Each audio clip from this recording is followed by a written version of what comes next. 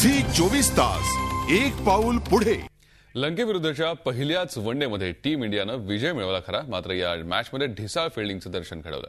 फिल्डिंगमधील हाच कमकुवतपणा टीम इंडियाला आगामी वनडेमध्ये महागात पडू शकतो। म्हणूनच बॅटिंग आणि बॉलिंगमध्ये धमाका करणाऱ्या धोनी ब्रिगेडला आता फिल्डिंगवर लक्ष केंद्रित करावं लागेल।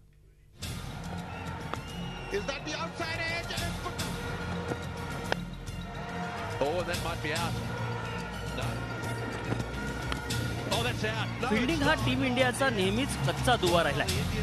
याची प्रचिती श्रीलंका दौऱ्यावर पहिल्याच वनडेमध्ये पुन्हा एकदा आली। या मॅचमध्ये भारताकडून केवळ 1-2दा नव्हे तर तब्बल 5 वेळा ढिसाळ फिल्डिंगचं दर्शन घडलं।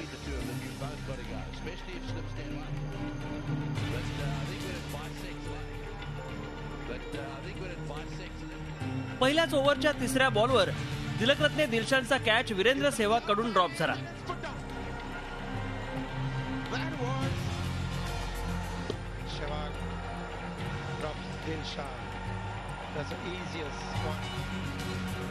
यानंतर 7व्या ओव्हरमध्येही झहीर खानच्या बॉलवर उपुल धरंगाचा कॅच रैनाकडून मिस झाला। यानंतर उमेश यादवच्या 11व्या ओव्हरच्या पहिल्याच बॉलवर संघकारानं मारलेल्या शॉटवर धोनी आणि सेहवाग मध्ये चांगलंच मिसअंडरस्टँडिंग झालं।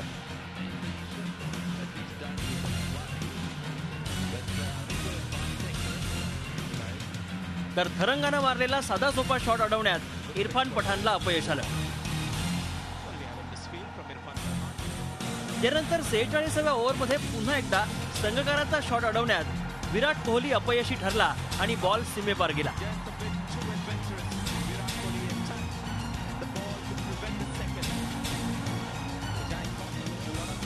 बॅटिंग आणि बॉलिंगमध्ये जबरदस्त कामगिरी करणाऱ्या टीम इंडियाची फिल्डिंगमधील ही खराब कामगिरी पाहता भारतीय प्लेयर्सना फिल्डिंगमध्ये अधिक मेहनत घ्यावी लागणार आहे।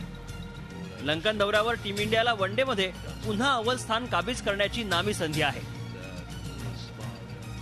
5 वनडेची सिरीज 5-0 क्लीन स्वीप केल्यास भारत पुन्हा एकदा अव्वल स्थानी विराजमान होऊ शकतो। मात्र थोडीशी चूक देखील टीम इंडियाला या स्थानापासून दूर ठेवू शकते।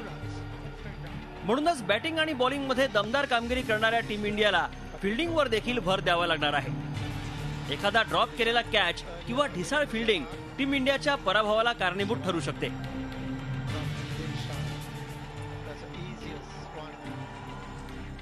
फिल्डिंगमध्ये माहीर असलेला युवी सध्या टीम मध्ये नाहीये। त्याची कमतरता अशा वेळी नक्कीच जाणवते।